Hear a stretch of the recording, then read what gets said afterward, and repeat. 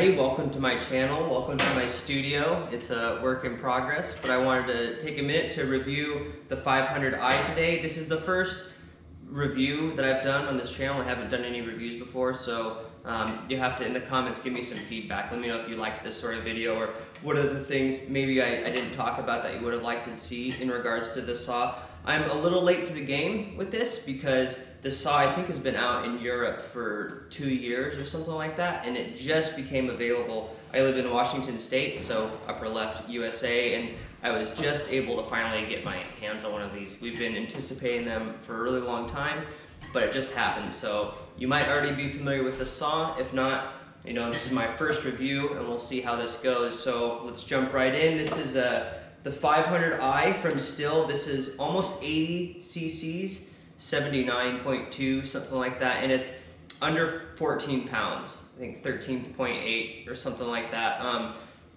To put that into perspective, this saw right here, this is a 461. This is 76 cc's, and it's almost a pound heavier. So this is pretty revolutionary, this saw. It is the first fuel injected saw, to my knowledge, on the market. So you can see why I've been pretty antsy to get my hand on it. You might notice too that it has the full wrap handle and it has bigger felling dogs. That's kind of a Pacific Northwest thing. We have pretty thick bark. So when you get yours, you're probably not gonna have the full wrap handle, and you're probably gonna have smaller dogs. You might not even have dogs on the clutch cover. You might just have them on the inside, on the body right here. As far as the specifications and all that goes, so like this is kind of neat. You take this cover off, you can see down there is all your fuel injector stuff. And I am curious to see how this is going to stand up over time. But we're not gonna find out in this video how that stands up long term.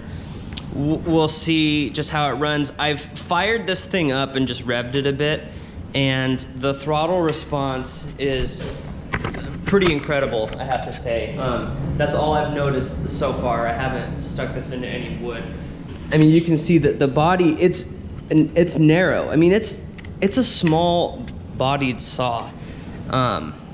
But I'm really looking forward to seeing how it does. One thing I've noticed is it feels a little bit flimsy. I don't know, like, you see how it's all kind of jiggly? This is a 32-inch bar. You know, over time, the saws have... Emmy, go out. Get out and close the door. Get out. One thing I've noticed about the saw so far that it's got me kind of curious about is that I can see it feels a little flimsy. It feels a little cheesy. Like, here, let me get closer to this. If you see this, you know, when I jiggle the bar, like this body moves a lot. You know, it's probably because of all the anti-vibration stuff in there, but personally, I like the saw to be a bit stiffer. The 462 is kind of like that. And the only thing that I would complain about the 462 versus the 461 is when you put a long bar on this 462, it feels really floppy and jiggly. The 461 is a bit stiffer. So I don't know, as the saws get newer, the anti-vibration stuff gets better, and they just are a little bit jigglier, and it's just kind of it's probably not important. You probably don't care, but it kind of bugs me. Oh, and then this is the other weird thing about this saw. You'll notice on the other saws, you know, you've got the old choke system on here. It just has this primer button. You just push that a bunch of times, and then it fires up, and then you just push that to stop it. So that'll be interesting getting used to that, and I'm hoping that this bubble lasts. I hear they're pretty easy to replace if they break, but we'll see how this thing does. So that's enough of that. We'll just probably get this thing in some wood, maybe get this thing in the tree, and see how she does. I've got pretty high hopes for this saw. I think that we're all gonna like it. So it is certainly, I gotta say, it's probably the coolest looking chainsaw that Stihl has made. I mean, it looks super cool for what that's worth, if you care about that sort of thing. I think we all care about that a little bit. You gotta look cool. You gotta look cool doing this. So, anyways, let's get outside and let's cut some wood with this bad boy.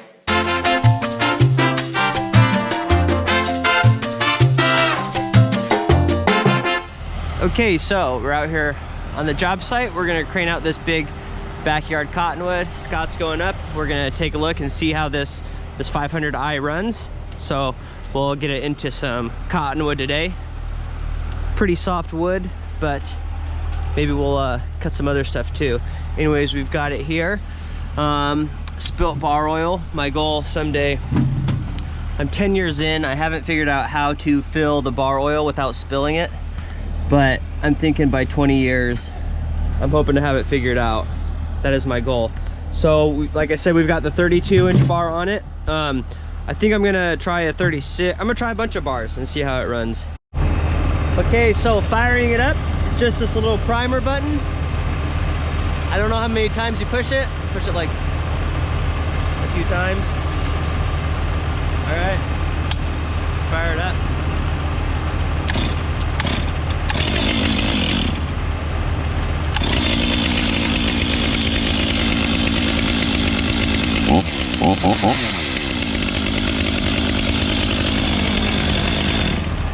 So that's kind of different, but it seems to fire up pretty easy.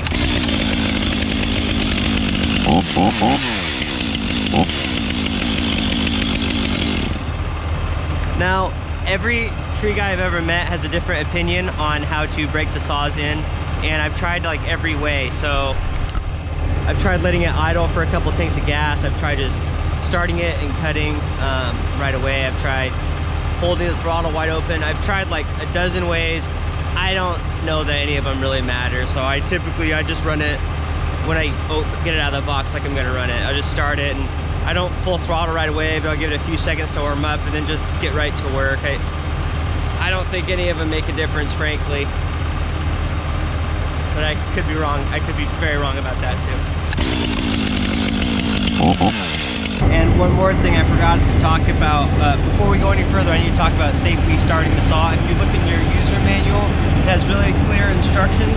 What you want to do is you want to take the back of the handle and you want to shove it right in your genitals. Ideally, with the penis running along the back of the handle for a sign of dominance, you want to be more powerful than the saw. Try to get one testicle on either side of the handle for extra grip. That's how the manufacturer wants you to start it. So really, get it up there so that it's nice and uncomfortable, and then that will give you an adequate amount of leverage to fall like that. So that's how you properly eye protection, ear protection. So now we're safe. So don't forget that is how you properly start a chainsaw.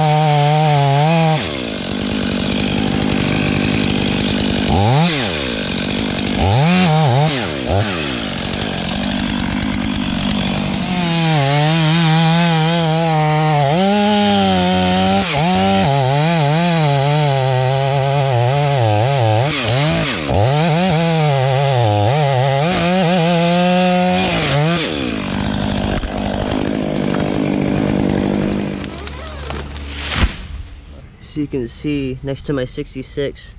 The 66 is quite a bit larger, quite a bit heavier. And it's only 10 cc's bigger. I mean, this thing's pretty big. So that's a new chain. This is square ground. Jed square grinds everybody's chains in the morning. So that I'm gonna switch these so I can put the sharper one on this saw.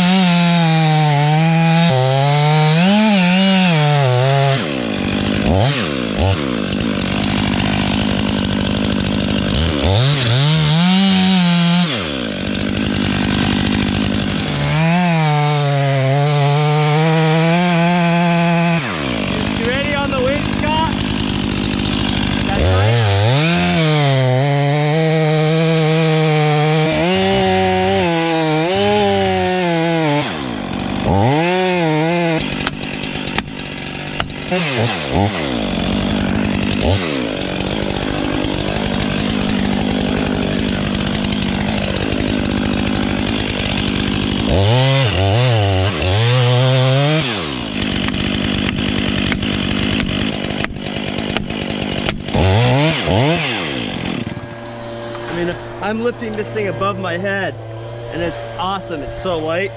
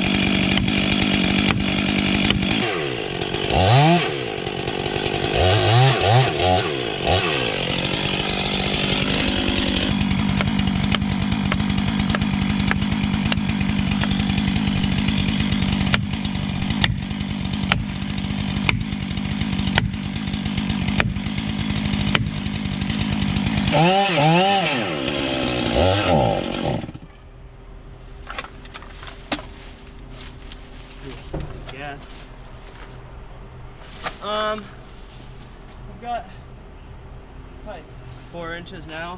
A little more than what I said earlier. Hit it a little bit.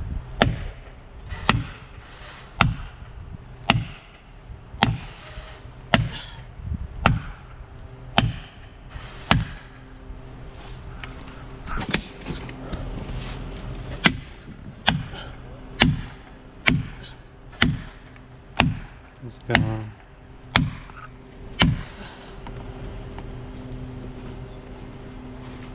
Hold on 1 sec. I'm gonna get these set a little deeper. We're really close. Yeah, moving. I'm gonna have to pull it over in just a second. Almost vertical. Okay, hold on. Let me get out of here.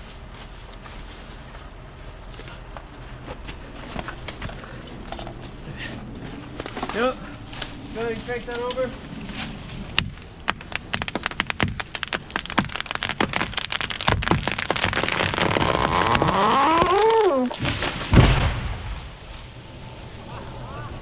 Okay.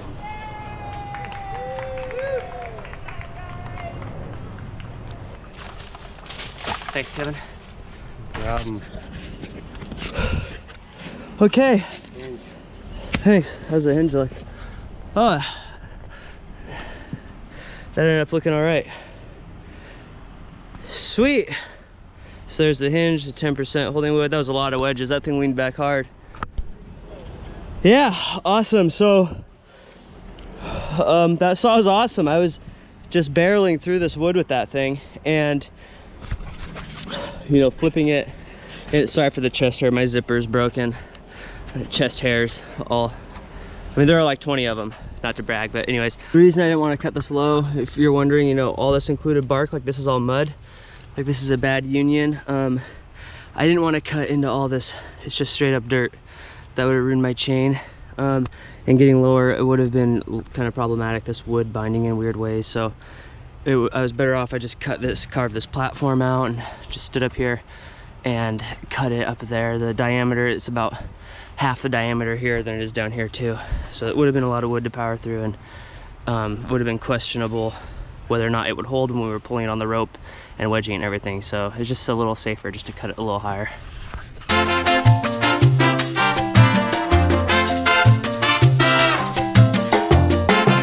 So this is cold. This is the morning of the next day. Scott, you want to just pull, don't push the primer. I just want to see if it starts. Yeah. Just cold. You want to Yeah, we haven't primed it at all. Okay, so it's cold. We have...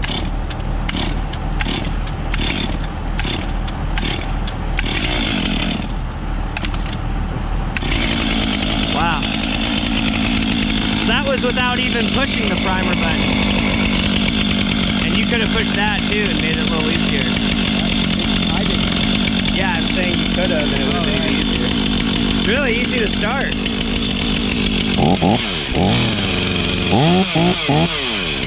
Thank you. Yeah, Brian, go ahead. Take me up. All right, so I'm climbing today with the 500. Well, it's not really climbing, but I'm going up today with the 500i. This is a 28-inch bar, full comp chain. I think it's just stock. I like the 28-inch for in the tree and stuff. It's a bit shorter than the 32 I had on it yesterday, which worked awesome. So I'm just gonna start tackling these cottonwoods and see how this thing does in the tree. All right, we're rolling. All right, Brian, you ready? Okay, all right. So 500i, 28-inch bar in the tree.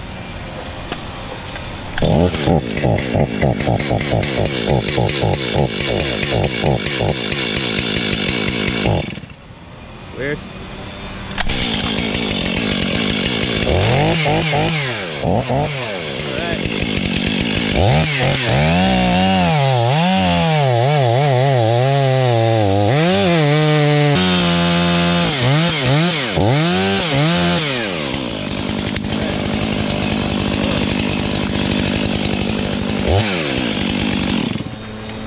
Alright, maybe a little too much pressure in that one.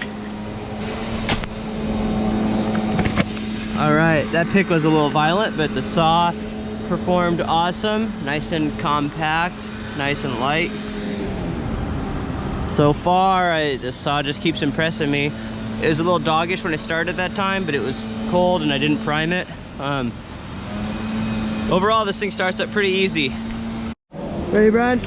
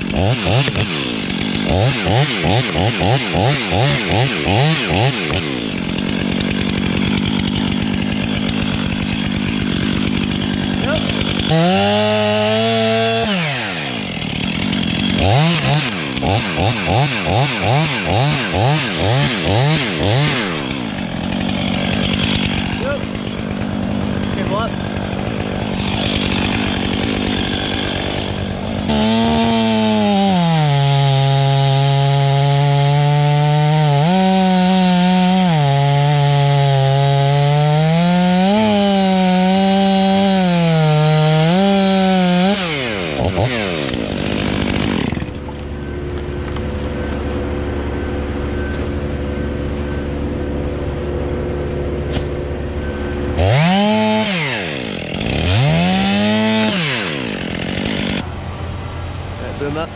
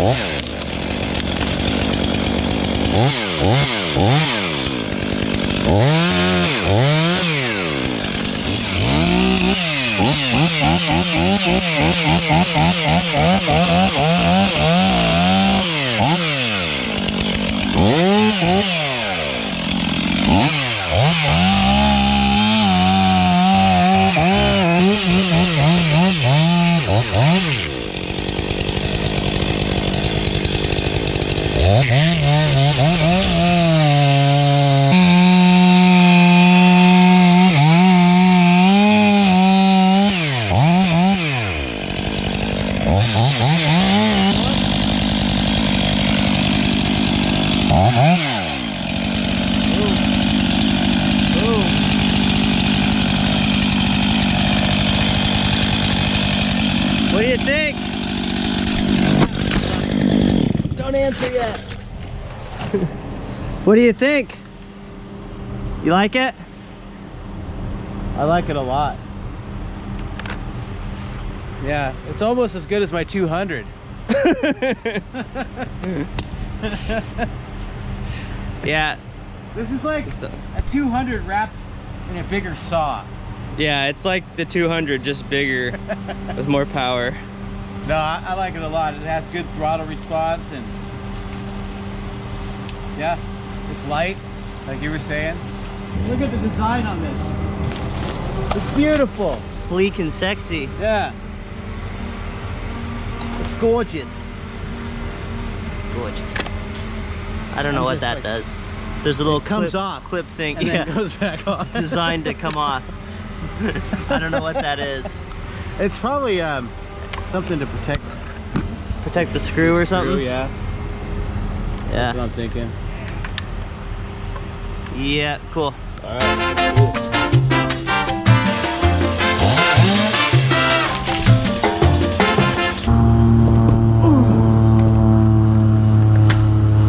Jacob, 500i, badass. This thing is a ripper for sure. Just did 4 trees, 2 maples, big old arborvitae, and a pear tree. And man, cutting that wood, making some face cuts in her. This thing's real nice. I really like her. I do have to say I like the 462 a little better. I feel like it's a bit lighter. and nicer in the hands, but this thing definitely zings, and I think we should play with it a little bit more. I really do. I really like this one. It's a good saw. Let's get some more.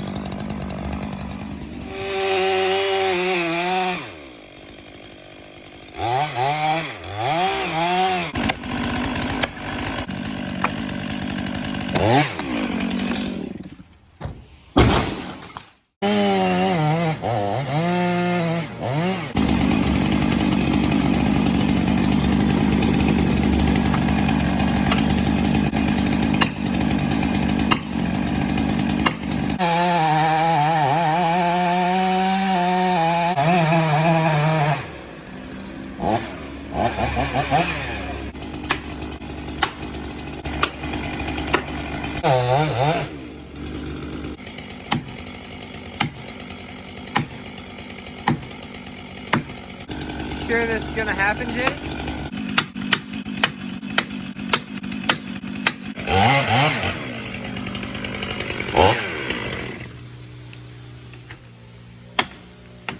Yes!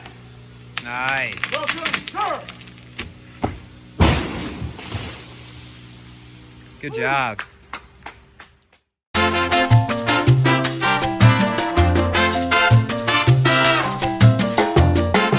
Alright, coming into the home stretch of testing here on the 500i. This will be the last bar I try it with. This is a 36-inch bar. It's also a full comp chain, so it's got lots of cutters on it. So this is going to be kind of, I'm thinking maybe it'll be too much for the saw. It's kind of pushing a lot of teeth with this one. So these are the three sizes of bars that I've tried. Here's a 661 and a 461. And I've tried all three of these lengths. I tried 28, 32, and now I'm going to do 36. We've got a bunch of big Doug fir to buck up today.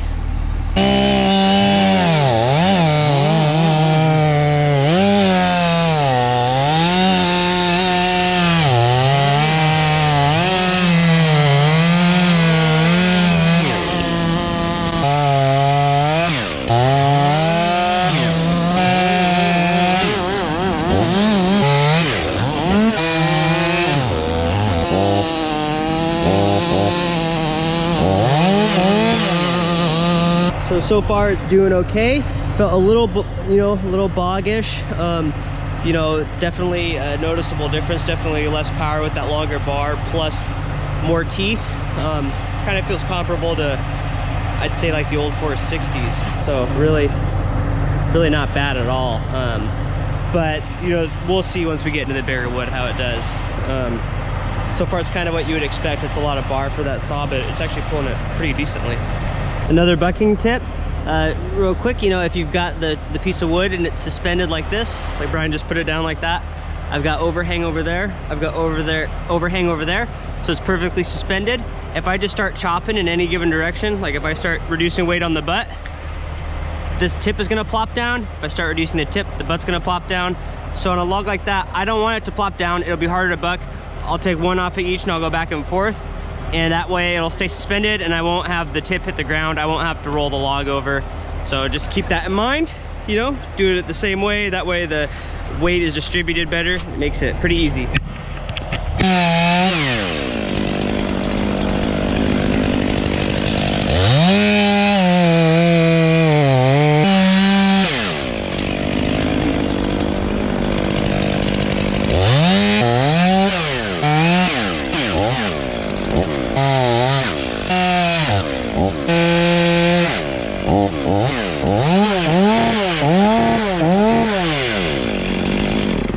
Okay, so it's really, especially these knotty parts, It's really kind of pushing this thing. I mean, no saw likes to cut through knots. It doesn't matter what you're running, but you know, the bigger saws, the bigger power heads, like my Husky 395 or my 88 or 66 will do better powering through knots.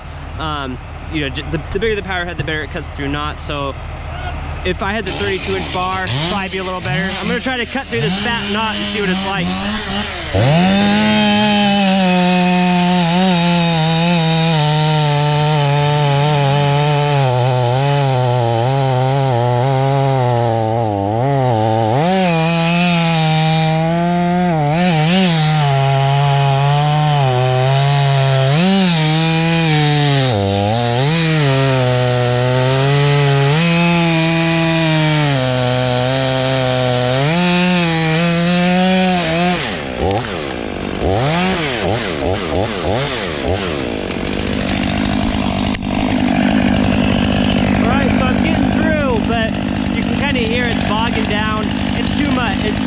I think 32 is really the sweet spot. Let's go cut that big fat stump and see how that does.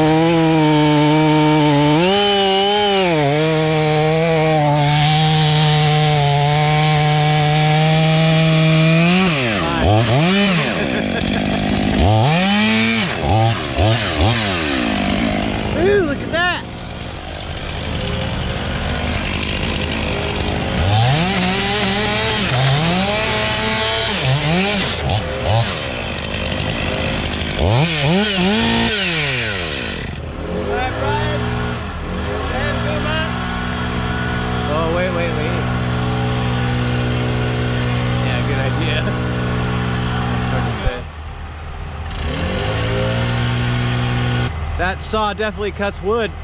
Yeah. It's pretty nice. All right, everybody. Well, welcome back to my garage. It's starting to come along. I ran this saw for 2 or 3 weeks, cut a bunch of different types of trees. I ran a variety of bars, all of which I was able to really bury into the wood because I did a bunch of big trees. My preliminary thought is this thing is freaking sweet. You know, the power to weight ratio, it's incredible. You just can't beat the power to weight ratio for this thing, for a big chainsaw. The throttle response, it's also freaking sweet because the fuel injection just makes it awesome. I was a little bit apprehensive with the funky button on the back, like, you know, how that was gonna work, but it's super duper easy to start and to run. You know, it's light, it's a great saw. I thought that the 36-inch bar was kind of pushing it. I think that was a bit, I don't think the saw was really digging that. It's kind of too much bar. I think 32 is the sweet spot. So my thought is that this is an awesome saw. The only thing left to talk about would be, you know, is this chainsaw right for you? So maybe so I'm gonna take the bar off. We'll compare it to a couple more Stihl chainsaws of comparable price and engine size. You see my bar is upside down. You probably know every time you put the bar on, if you alternate it, you know, from right side up to upside down, the bar will last twice as long because it'll wear more evenly. So let's get the bar off this thing and let's compare it to a couple more saws. Okay, so now the question of whether or not you should buy this saw. The blue tape on the handles is just a thing that I do at work so everybody knows which saws are mine. These saws have also been modified quite a bit. So these are not stock saws. I'm also going to modify this one too. Let me know if you want to see a video of that, like maybe before and after, if you're interested in what this thing cuts like after I soup it up a little bit. But anyways, I've got these 3 saws here. So this is the 462, the 500, the 661. And those are gonna be the 3 saws that you're looking at if you're looking at getting a saw between 70 and 90 cc's. So 72 cc's, 79 cc's, 91 cc's. So, you know, and they're all really good saws. So I called up Madson's, they're my local dealer up here, and they do really fair pricing. So for the power head with no bar on it, let's see, the 462 was $1,029. The 500i was $1,256, and the 661 is $1,147. So you're looking at, you know, a couple $100 more for this saw than this, and you're gonna get about 8 more cc's. So if you want a really good all-around saw, I mean, this thing's great. You'll save a couple $100 if you get a 462, and this is an awesome saw. It's not that much inferior to this. I mean, they're basically the same weight, just a tiny bit smaller. You know, but even, what was it? Yeah, so the 661 is $1,147, so it's still $100 cheaper to get. You could get a 91 cc chainsaw if you want. So this saw is not gonna cut as quickly as these two, but it'll have a heck of a lot more torque. So you could run a 42-inch bar on this. So if you're doing a lot of milling or, you know, anything really intense like that, running long bars, maybe get a 661. If you're, you know, buying a saw and you're on a budget, you don't want to spend a bunch of money, 462 is awesome. You can run, you know, I run a 28-inch bar on this, and I think it works great. 32 is kind of a bit much. So I would almost recommend that this, I'd say this saw is a better bang for your buck, but this thing is awesome. And inevitably this will be the most expensive because it's the newest, and you still have the novelty of this saw, so a lot of people are wanting to buy these up. So who knows, by the time you watch this, maybe the prices will have gone down. But yeah, that's the 3, you know, more cc's doesn't necessarily mean more cutting speed. Like if you got an 880, that'd be a 120 cc saw, and it would cut more slowly than any of these, at least when they're stock. So, you know, you want to consider that. Really, it's bigger is not always better. What are you using the chainsaw for? And if you're just doing firewood, you know, around the house or the farm, or, you know, you're a climber and you want something light for in the tree, or the 462 might be the better bet. You know, you'll save a couple $100. You know, a couple $100 gets you a nice bar, and you know that price is assuming that you don't buy a bar with the power head. Okay, and that's about it, except for I did want to touch on the safety side of this one more time. You know, in case you weren't following when I was talking about properly starting it with your crotch, I do have a prop that I brought that I wanted to show you. So these are some eggs. They call them huevos in Spanish. You know, imagine these are my balls and this is my wiener. Then, hold on one sec. Okay, so imagine this is my wiener and these are my balls. And here, let's get the camera a little closer. You know, try to get a testicle on either side and the penis goes on top. That's how you put it in your crotch. You really want to show your dominance to this thing. You know, it needs to know who's in charge when you're starting it. Super important. So anyways, that's the review. That's my review of the 500i. Let me know if you like that video. You know, don't forget to like and subscribe. 87% of the people watching my videos are not subscribed to me, so that's probably you. I'd like it if you just subscribed already, please. You watched that whole video, just subscribe. So, but let me know if you like that. That'll let me know if I should do more reviews or not. I haven't done any before, so this is my first one. And so that's about it for the world's best chainsaw review, and that is the 500i. So, all right, I'll see you guys.